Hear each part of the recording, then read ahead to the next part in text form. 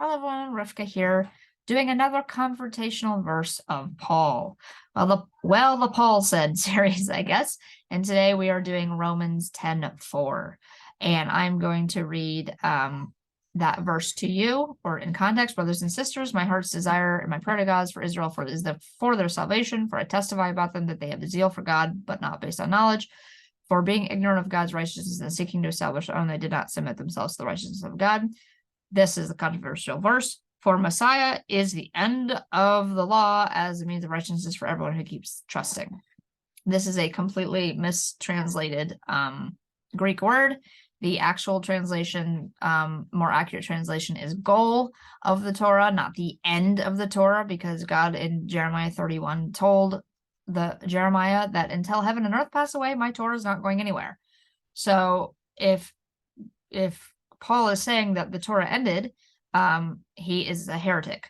And also he says at the end of his life, at the end of the book of Acts, when he's giving his final testimony, he says, I have never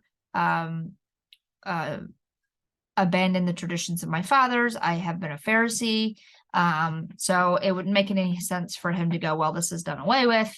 So in this particular translation, a more accurate translation would be the goal of the Torah. So Yeshua is the goal, and even Yeshua himself, and in him, because he lived a perfectly righteous life, he lived the Torah out perfectly, and he gives us that example. So he is the aim. He even says himself, everything written in the Torah and the prophets is regarding me, about Mashiach.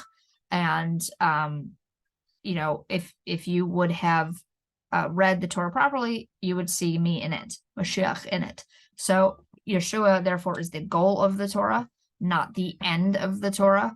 So just keep in mind when you're reading these Christian translations, a lot of time it has very much anti-Semitism written into it, whether intentional or unintentional, some, maybe a little bit of both, because of the unfortunate anti-Semitism in the church, even up to today. So that's all I have to say.